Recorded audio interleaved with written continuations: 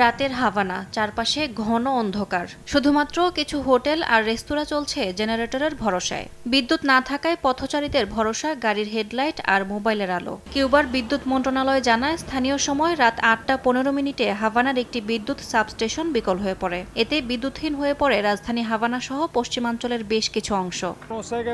আমি জানি না কি ঘটেছে। এটা শুধু জ্বালানি সংকট বা নিষেধাজ্ঞার কারণে নয়, আরও অনেক সমস্যা আছে। বিদ্যুৎ সংকটে বিপাকে পড়েছেন স্থানীয় ব্যবসায়ী ও সাধারণ মানুষ।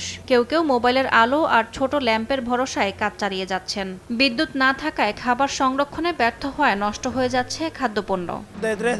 একবার তো টানা ৩ দিন বিদ্যুৎ ছিল না। খুব জটিল অবস্থা ছিল। খাবার পচে যায়, যোগাযোগ ব্যবস্থা ভেঙে পড়ে।